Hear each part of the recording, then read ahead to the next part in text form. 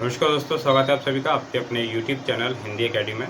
आज की वीडियो बहुत ज़्यादा महत्वपूर्ण होने वाली है आप सभी साथियों के लिए, क्योंकि आज की वीडियो में हम लोग 20 क्वेश्चंस कवर करेंगे जो कि डेली करते हैं और आज के क्वेश्चंस भी आप लोगों के लिए डेली की तरह बहुत ज़्यादा महत्वपूर्ण होंगे। हम लोग यहाँ पर तैयारी टीजीटी हिंदी और पीजीटी हिंदी के लिए करते हैं, चाहे आप किसी भी स्टेट लेवल के एग्ज़ाम के लिए आप तैयारी कर रहे हैं, DEET+B हो, यूपी टीजीटी पीजीटी हो, एनवीएस केवीएस हो या फिर अन्य कोई राज्य का एग्ज़ाम हो। आप सभी के एग्ज़ाम में ये क्वेश्चन बहुत ज़्यादा हेल्पफुल रहेंगे, क्योंकि कहीं न कहीं किसी न किसी एग्ज़ाम में ये पूछे जाते रहते हैं। तो चलिए आज की क्लास हम लोग शुरू करते हैं और देखते हैं आज का हमारा पहला प्रश्न क्या है। काफ़ी महत्वपूर्ण प्रश्न है। क्वेश्चन पूछा है हिंदी के सर्वश्रेष्ठ व्यंग्यकार कौन है। हिंदी के सर्वश्रेष्ठ व्यंग्यकार कौन है, तो कौन होगा इसका आंसर? हरिशंकर परसाई। अब व्यंग की अगर बात होती है तो आंख बंद करके हरिशंकर परसाई हमारा आंसर होना चाहिए। रचना का नाम है चंद्रकांता संतति। किसका उपन्यास है ये आपको बताना है। तो चंद्रकांता संतति है देवकी नंदन खत्री। अगला क्वेश्चन देखेंगे। हिंदी साहित्यकारों में राजा द्वय के नाम से किन्हें जाना जाता है। हिंदी साहित्यकारों में राजा द्वय के नाम से किन्हें जाना जाता है। तो पहला नाम है राजा लक्ष्मण सिंह और दूसरा नाम है राजा शिव प्रसाद सितारे हिंद। इन दोनों को राजा द्वय के नाम से जाना जाता है। चलिए क्वेश्चन नंबर 4 देखेंगे हम लोग।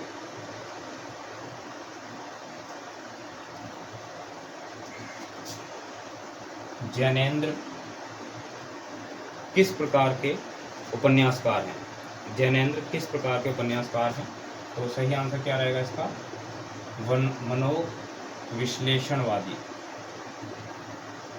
मनोविश्लेषणवादी उपन्यासकार हैं जैनेन्द्र।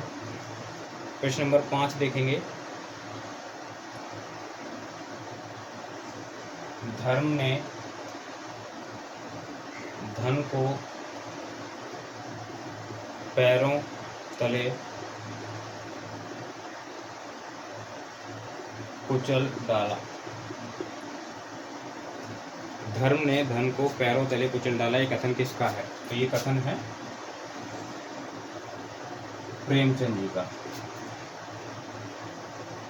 क्वेश्चन नंबर 6 देखेंगे।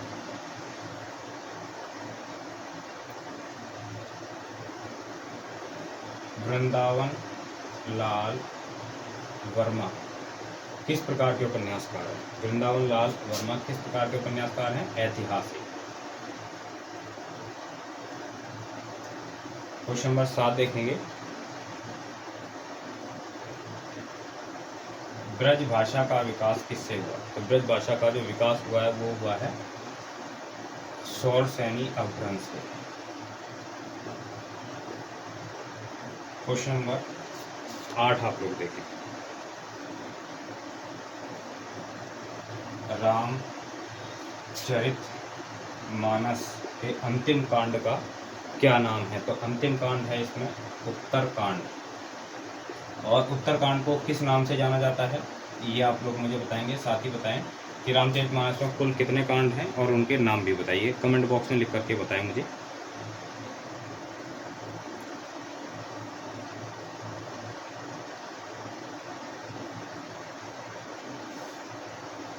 चलिए आगे चलते हैं।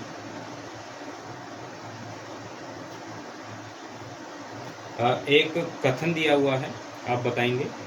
कथन है कुलदीप कायर हो सकता है, कुलदीप कायर हो सकता है किंतु मैं कायर नहीं हूँ। किंतु मैं कायर नहीं हूँ। ये कथन मेरे जीते जी बच्चे और उसकी माँ का कोई बाल भी बांका नहीं कर सकता। ये कथन आप बताएंगे किस कहानी का है? तो कहानी का नाम है कर्मनासा की हार। कहानी का नाम है कर्मनासा की हार और उसका पात्र है एक भैरव पांडे, उसका एक कथन है। चलिए प्रश्न नंबर 10 देखेंगे। कामायनी में सर्गों की संख्या कितनी है? कामायनी के अंदर सर्गों की संख्या है 15। और कामायनी किसकी रचना है ये आप मुझे कमेंट में बताएं। अगला क्वेश्चन है, रघुवंशम रचना किसकी है? तो रघुवंशम है कालिदास की।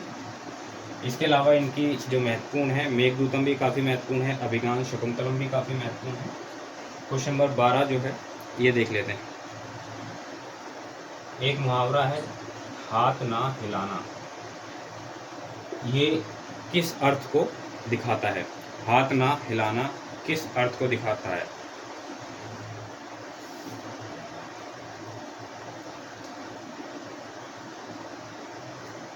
हाथ ना हिलाना इसका मतलब है अकर्मण्य हो जाना, मतलब शिथिल पड़ जाना या फिर कोई भी कर्म ना करने की इच्छा होना, ठीक है, वो होता है हाथ ना हिलाना। तो ये हुए हमारे 12 प्रश्न। आगे चलेंगे। सामने बोर्ड पर आपको एक नंबर दिखाई दे रहा है जहाँ पर ई बुक लिखा हुआ है। अगर आप लोग इसी प्रकार के प्रश्नों की श्रृंखला चाहते हैं ई बुक के रूप में तो आप मुझे यहाँ पर व्हाट्सअप कर सकते हैं सामने दिए गए नंबर पर। 2000 से 2100 क्वेश्चन हैं, 60 से 70% तक आराम से आप लोगों को किसी भी एग्ज़ाम में मिल जाते हैं। मैं लिंक प्रोवाइड करा दूंगा, आप लोग वहाँ पर जा करके उसको बहुत ही मामूली सी कीमत दे करके परचेज कर सकते हैं। चलिए अगला क्वेश्चन क्या है? अगला क्वेश्चन है देखेंगे आप लोग, शीतल ज्वाला जलती और ईंधन होता द्रव जल का। तो इसके अंदर कौन सा अलंकार है? शीतल ज्वाला जलती है, ईंधन होता द्रव जल का। तो इसके अंदर जो अलंकार है वो है विरोधाभास। कौन सा अलंकार है? विरोधाभास अलंकार है इसके अंदर, क्योंकि ज्वाला कभी शीतल नहीं होती है, ठीक है, और जल कभी भी जो है वो ईंधन नहीं हो सकता। तो विरोध की यहाँ पर आप देख पाएंगे कि आपको सीधा सीधा जो है विरोधी शब्द देखने को मिलते हैं। चलिए, रानी केतकी की कहानी, इसका दूसरा नाम क्या है? रानी केतकी की कहानी का दूसरा नाम क्या है? दूसरा नाम है उदयभान चरित। और किसकी है ये? तो ये आप मुझे बता सकते हैं कमेंट बॉक्स में। हिंदी का पहला उपन्यास कौन सा है? हिंदी का पहला उपन्यास किसे माना जाता है? तो ये माना जाता है परीक्षा गुरु। हिंदी का पहला उपन्यास परीक्षा गुरु किसका है? कमेंट बॉक्स में बताएं। उपन्यास है त्यागपत्र, किसका है ये आप बताइए। तो ये है जैनेन्द्र। देखिए जैनेन्द्र के सारे उपन्यास बहुत ज़्यादा महत्वपूर्ण हैं, आप लोग जरूर याद कर लीजिए। परख, सुनीता, त्यागपत्र, सुविधा, विवर्त, ये जितने भी इनके उपन्यास है ये आप जरूर याद कर लीजिए, क्योंकि ये बार बार आपकी परीक्षा में पूछे जाते हैं।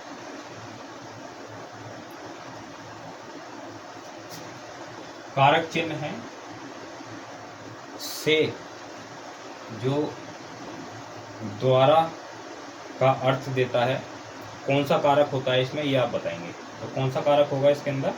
इसमें होगा कर्म कारक। प्रश्न नंबर 18 देखेंगे।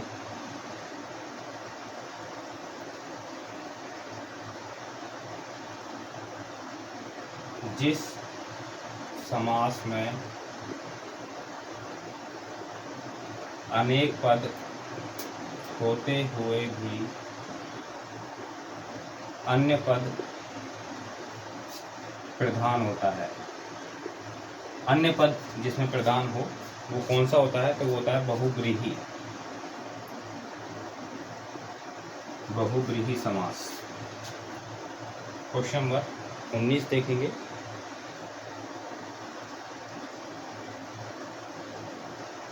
पावक संधि विच्छेद इसका क्या होगा? पावक का तो इसका संधि विच्छेद होगा प जमा अक। कौन सी संधि होगी इसमें, ये आप मुझे कमेंट करके बताएं। पंचवटी में आपको समास बताना है कौन सा होगा, तो पंचवटी के अंदर समास होगा हमारा द्विगु। तो ये हुए हमारे आज के 20 प्रश्न। आशा करता हूँ आप लोगों को प्रश्न पसंद आए होंगे। अगर प्रश्न पसंद आए हैं वीडियो को लाइक कीजिए, दोस्तों को शेयर करें ज़्यादा से ज़्यादा। चैनल पर नए आए हैं पहली बार तो चैनल को सब्सक्राइब कर लीजिए ताकि इसी प्रकार की और भी वीडियोस आप लोगों को मिलती रहें। मिलते हैं हम लोग अगली वीडियो में। बहुत बहुत धन्यवाद आप सभी साथियों का।